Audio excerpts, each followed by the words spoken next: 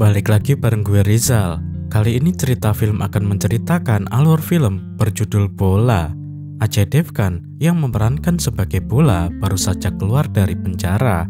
Saat pertama kali keluar penjara, hal yang ingin dilakukannya adalah menemui putrinya. Karena sejak putrinya lahir, dia belum pernah melihat wajahnya. Namun kesempatan pertama itu akan sulit dilalui karena Bola diminta kepolisian menjalani misi tersulit yang orang biasa tak akan mampu melaluinya, tapi tidak dengan Bola, dan cerita Bola sang residivis pun dimulai.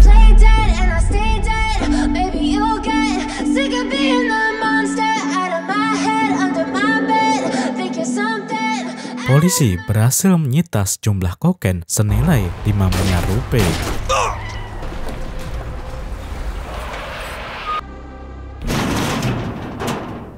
इसकी market value 1000 करोड़ से भी ज्यादा होगी madam.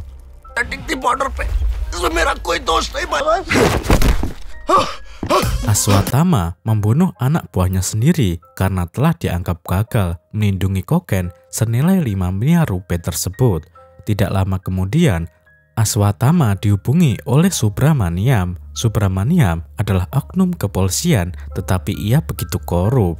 Subramaniam siap memberitahu Aswatama di mana kokain itu disembunyikan. Dengan syarat Aswatama harus memberikan 30% komisi untuk Subramaniam. Tidak hanya terkait kokain, Subramaniam juga membongkar kedok penyamaran oknum polisi yang saat ini sedang menjadi anak buah Aswatama. Polisi inilah yang telah membocorkan distribusi dan transaksi kokain tersebut. Menurut Subramaniam, polisi menahan kokain itu dan menyembunyikannya di sebuah gudang bawah tanah di kantor polisi Lalgal. Aswatama sudah tidak sabaran untuk merampas kembali kokain tersebut dengan menyerang kantor polisi yang dimaksud. Sebelum melakukan penyerangan, Aswatama terlebih dahulu mendatangi anak buahnya yang bernama Raunak.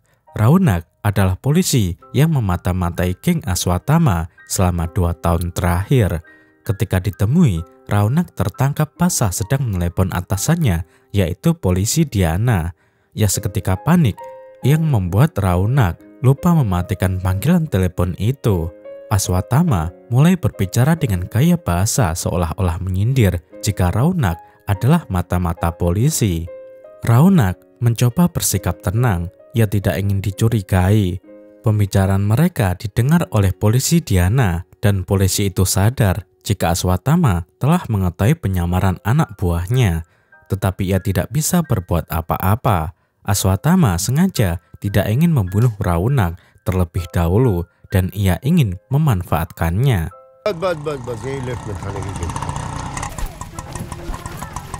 Seorang pria tua bernama Yadav mendatangi kantor polisi Lalgal. Yadav malam itu ingin bertemu dengan kepala polisi Diana, namun polisi Diana tidak ada di tempat.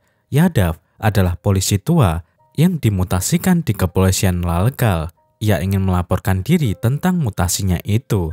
Yadav kemudian diminta menunggu karena sebentar lagi polisi Diana akan kembali ke kantornya. Selain Yadav di tempat itu, ada beberapa polisi lainnya dan di sana juga ada 3 mahasiswa dan 1 mahasiswi. Mereka ditahan karena minum minuman alkohol sambil berkendara. Sebanyak 40 personel polisi sedang berkumpul di rumah Kapolres. Mereka malam itu mengadakan pesta karena Pak Kapolres baru saja dilantik. Semua polisi ditawarkan makanan dan juga minuman. Aswatama membayar seorang polisi yang bernama Gautam untuk memberikan zat kimia Rohypnol di dalam minuman para polisi. Zat kimia itu bereaksi selama 15 menit dan orang yang meminumnya akan pingsan selama 5 jam.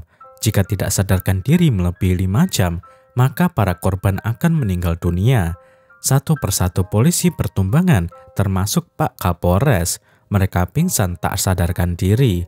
Setelah minuman alkohol yang dicampur Rohypnol, polisi Gautam juga berpura-pura pingsan. Hanya polisi Diana yang masih bertahan karena dia tidak minum. Diana kemudian menelepon dokter. Ia butuh ambulans untuk mengangkut para polisi tersebut ke rumah sakit. Tetapi malam itu, para petugas rumah sakit sedang sibuk mengantar pasien lain. Ketika polisi pertumbangan, Gautam sempat melepon Aswatama. Preman yang satu ini kemudian meminta anak buahnya agar segera datang ke rumah Pak Kapolres dan menculik semua polisi tadi. Mereka akan dijadikan sandera karena Aswatama ingin nyawa polisi itu ditukar dengan kokain miliknya yang saat ini sedang disita polisi. Selain itu, Aswatama juga ingin membebaskan abangnya yang saat ini sedang ditahan di kantor polisi. Polisi Raunak mengirim SMS kepada Diana yang meminta Diana agar pergi dari rumah Kapolres karena anak buah Aswatama akan menyerang mereka. Sayangnya, Diana tidak bisa menyetir karena saat ini tangannya terkilir. Di tempat itu ada 4 orang pemuda yang mengantar catering. Sayangnya mereka juga tidak bisa menyetir sehingga polisi Diana kesulitan untuk mengangkut para polisi yang pingsan tadi. Diana pada akhirnya menemukan satu tawanan yang sedang ditahan di dalam mobil dan tahanan ini bernama Bola. Bola adalah seorang residivis dan malam itu ia akan dikeluarkan dari penjara. Bola ditahan oleh polisi dan dimasukkan ke dalam mobil karena ia bersikap kasar kepada polisi. Ketika polisi melakukan razia, polisi Diana kemudian meminta bantuan Bola agar mengangkut semua polisi yang pingsan itu. Tetapi Bola menolak. Bola kemudian melepaskan borgol yang membelenggu tangannya di dalam mobil. Ia sangat kuat. Setelah melepaskan diri, Bola ingin pergi dari tempat itu. Tetapi Diana mencekatnya. Diana kembali meminta hal yang sama, yaitu Bola mengantar para polisi itu ke rumah sakit. Lagi-lagi Bola menolak. Ia ingin segera kembali ke rumahnya karena hari itu Bola ingin bertemu dengan putrinya. Diana jengkel dengan sikap Bola yang dianggap berani membangkang perintah polisi. Ia menghardik Bola dan mengatakan jika pria itu tidak punya akhlak karena tidak mau menolong orang-orang yang sedang pingsan. Bola ingin membuktikan kepada polisi Diana bahwa ia punya kepribadian yang baik. Ia menelepon seorang hakim dan meminta Diana agar berbicara dengan hakim itu. Dan benar saja, hakim tersebut menjelaskan jika Bola adalah terpidana seumur hidup karena kasus pembunuhan. Hanya saja ia dibebaskan hari itu karena Bola terbukti bersikap baik. Ia sudah dipenjara 10 tahun dan di hari itu Bola baru saja dibebaskan secara bersyarat. Jadi wajar saja jika Bola ingin bertemu dengan putrinya yang tinggal di sebuah panti asuhan. Diana kemudian berkata kepada Bola, jika kau tidak menolong 40 polisi ini, maka mereka semua akan mati dan anak yatim akan bertambah di kota ini. Ucapan Diana membuat hati Bola tersentuh. Ia berubah pikiran dan siap menolong Diana. Para pemuda yang mengantar catering kemudian mengangkat polisi masuk ke dalam truk. Sementara Bola, ia sibuk makan karena Bola begitu lapar dan sudah lama sekali tidak makan makanan yang enak.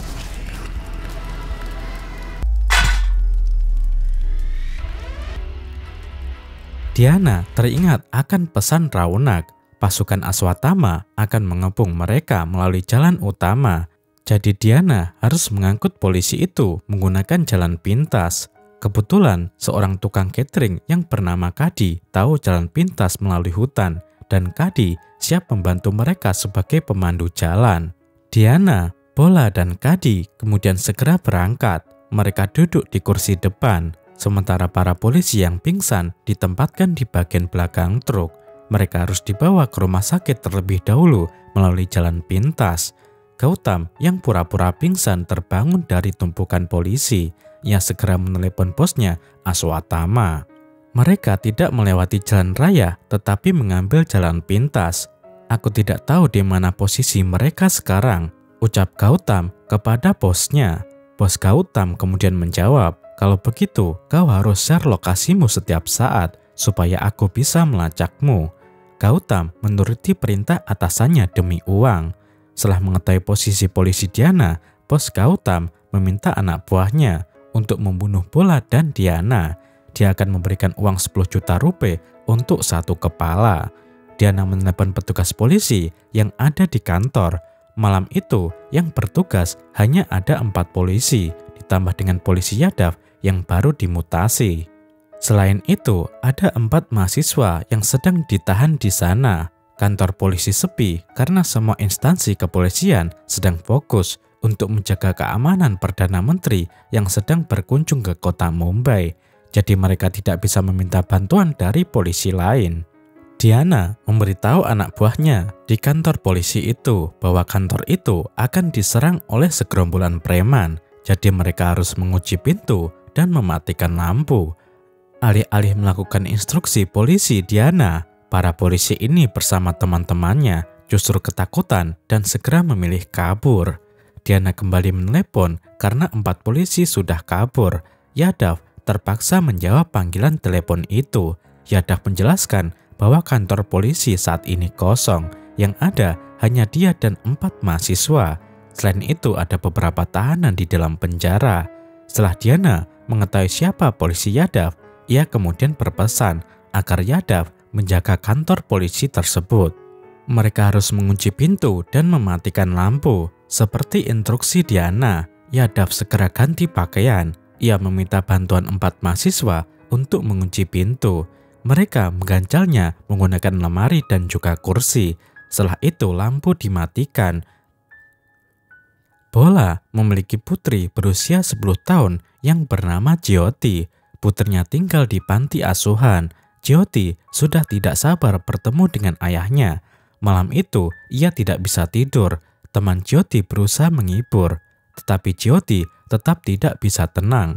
Jyoti kemudian mengajak temannya untuk menemui penjaga panti asuhan. Mereka ingin menelepon ayah Jyoti. Telepon itu diangkat oleh Bola. "Halo, ini Jyoti. Apakah besok ayah menjemputku?" ucap Jyoti dengan suara terbata-bata. Tetapi Bola hanya bisa terdiam. Mereka terpisah selama 10 tahun. Bola merasa bersalah kepada putrinya yang membuat lidahnya keluh dan tidak bisa berbicara. Seketika mereka diserang oleh sekawanan penjahat. Karena ayahnya diam 1000 bahasa, Jyoti terpaksa mematikan telepon itu. Sementara Bola, ia sibuk melawan para penjahat.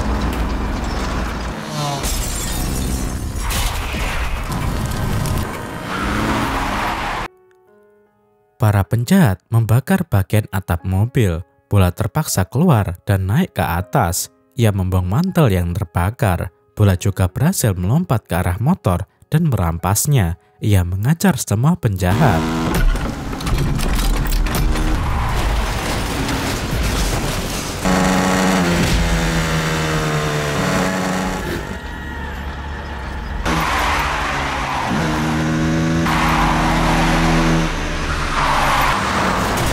Setelah membunuh para musuh, Bola kembali menelepon anaknya. Kali ini, ia dibantu oleh Kak Adi sebagai juru bicara. Telepon itu diangkat oleh penjaga panti asuhan.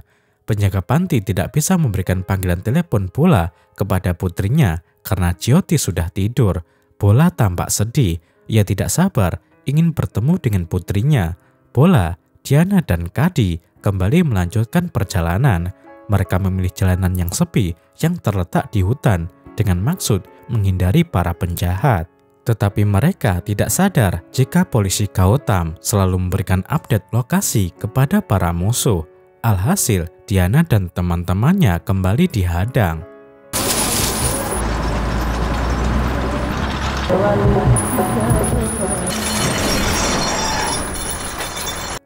Bola dicegat oleh gangster yang bernama Neta. Mereka menahan laju truk menggunakan 2 buah mobil. Setelah truk terhenti, sekawanan preman mulai menyerang.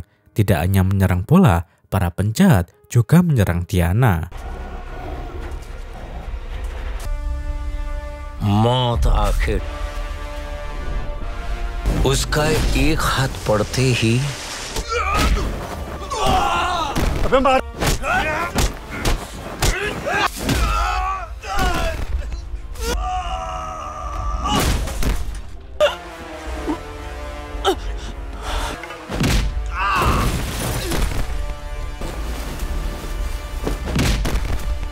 Setelah anak buahnya kalah, Neta justru melarikan diri ke dalam hutan.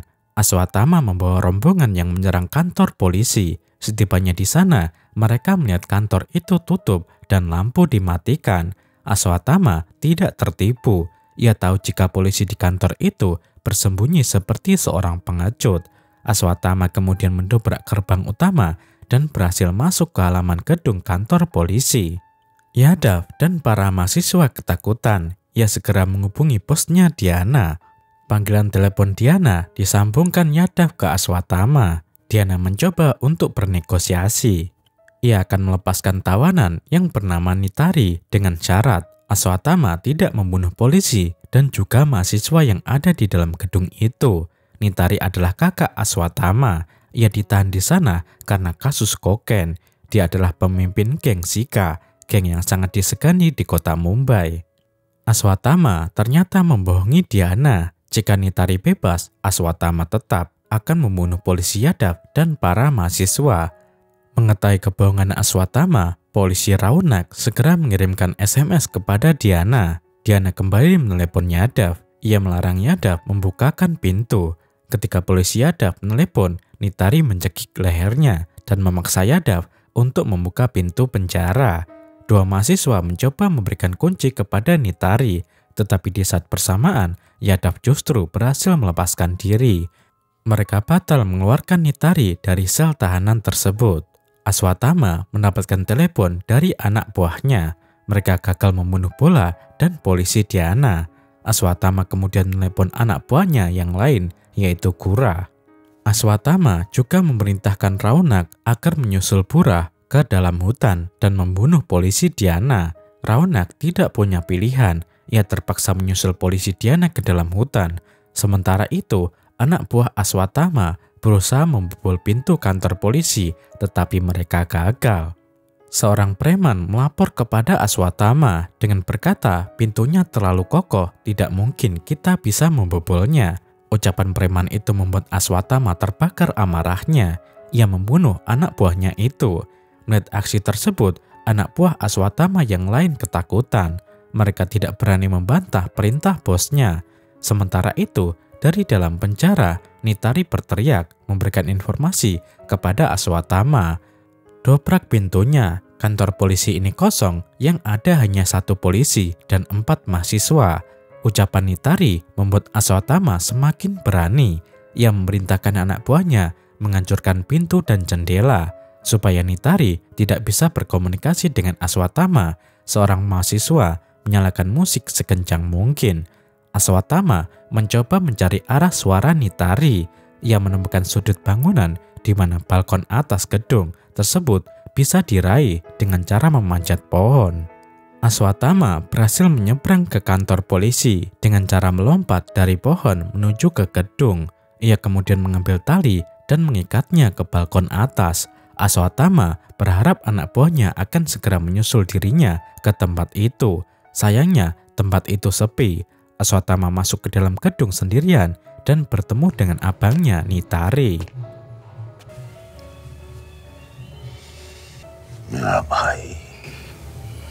Aswatama meminta kunci kepada polisi Yadav, tetapi polisi tua itu tentu saja tidak mau menyerahkannya. Setelahnya, terjadi perkelahian antara Aswatama melawan Yadav yang dibantu oleh para mahasiswa.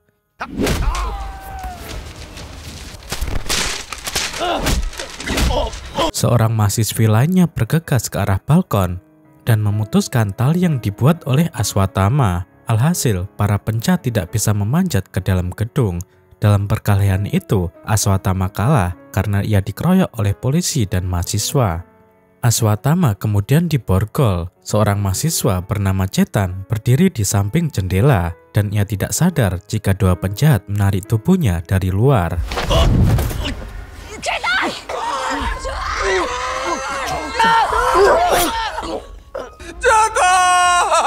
Setelah Chetan tewas, Aswatama terus mengejek polisi Yadav. Ia meminta Yadav melepaskan borgolnya. Karena jengkel, Yadav kemudian membunuh Aswatama.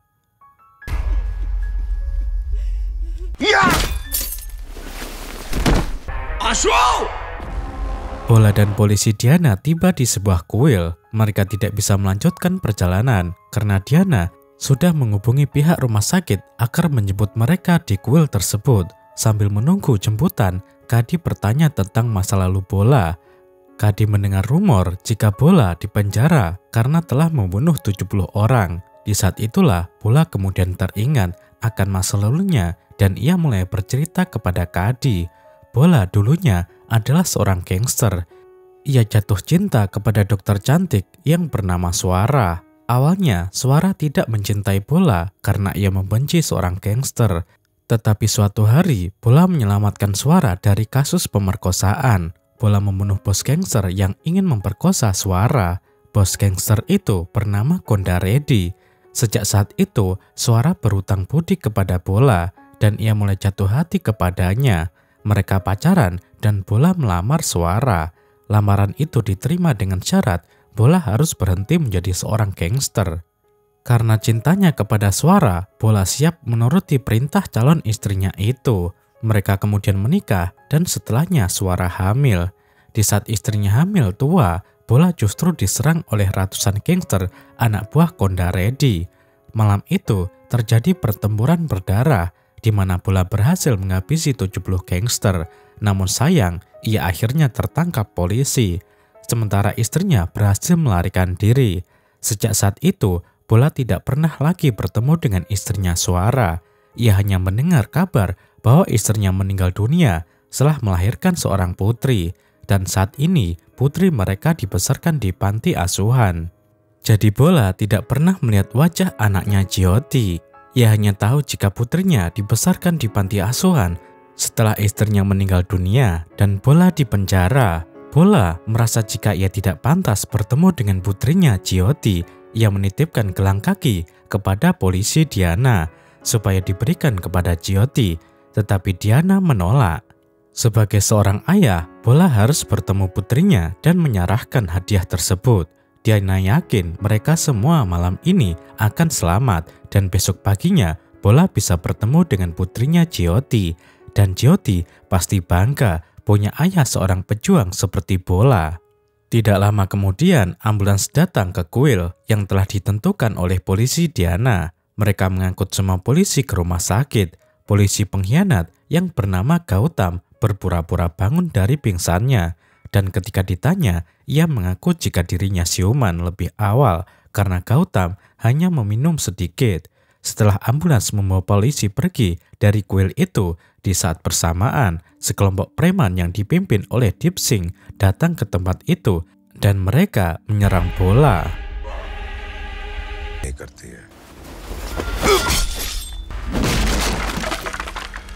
Bola tumbang terkapar. Setelah itu, Deep Singh menyerang polisi Diana dan memaksanya untuk mengatakan di mana narkoba sitaan polisi disembunyikan. Diana tetap bungkam dan hal itu membuat Deep Singh semakin brutal kepadanya.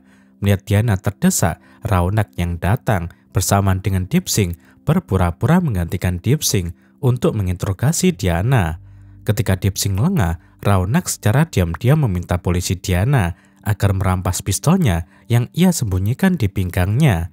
Tetapi Diana tidak mau karena Diana tahu hal itu bisa membongkar penyamaran Raunak. Karena Diana tidak mengikuti rencananya, Raunak kemudian meminta Deep Singh melepaskan Diana, tetapi ternyata Deep Singh sudah mengetahui jika Raunak adalah mata-mata dan seorang pengkhianat. Deep Singh bahkan menunjukkan foto Raunak ketika ia menjadi opsir polisi. Menyadari jika penyamarannya terbongkar, Raunak mencoba meraih pistol di pinggangnya. Namun Deep Singh lebih cekatan dari Raunak. Ia mencekik leher Raunak dan membunuhnya.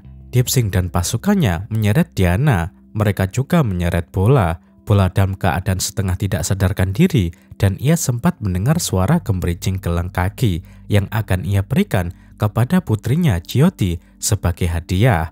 Bunyi gelang tersebut membangunkan Bola. Ia segera bangkit dan melawan. Bola mengangkat batu patung dewa dan mendorong para penjahat ke sumur tua.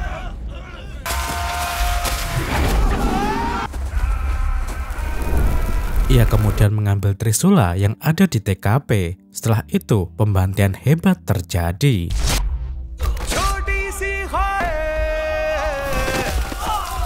Dalam pertarungan tersebut, Bola berhasil membunuh polisi Gautam. Setelah membunuh Gautam, Bola mengejar Deep Singh yang sedang menculik polisi Diana. Bola dengan cara yang begitu akrobatik melompat dari motor dan menghujam Trisula ke arah mobil Deepsink.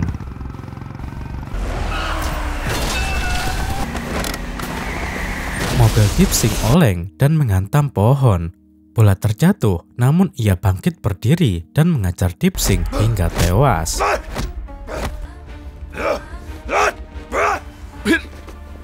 Preman sebanyak 3 truk menyerang kantor polisi demi merampas kembali narkoba yang disita oleh kepolisian.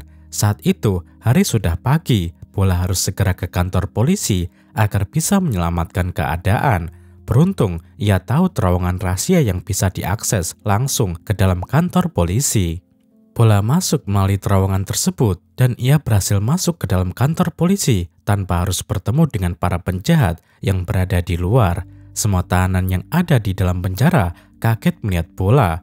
Bos penjahat yang bernama Nitari bahkan tewas akibat serangan jantung ketika mengetahui kedatangan Bola, karena para tahanan sudah mengetahui sepak terjang Bola dan mereka pernah diganyang sebelumnya. Bola kemudian mengambil senjata api dan mulai memborbardir para preman. Sebanyak 3 truk tadi, para preman tadi seperti kucing yang terjatuh di dalam sumur. Mereka panik ketakutan. Bola menghabisi semuanya.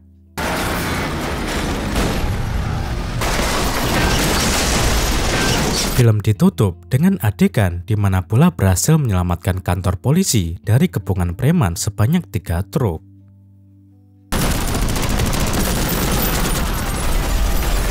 Setelah menyadari kekalahan gangster Aswatama, polisi pengkhianat Subramaniam akhirnya memilih bunuh diri.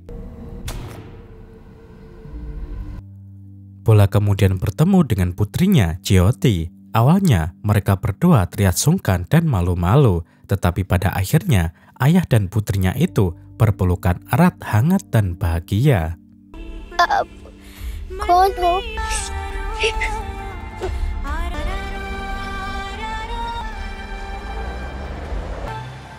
Sebelum film berakhir, tampak seorang musuh bebuyutan Bola muncul di akhir film. Dan film pun berakhir.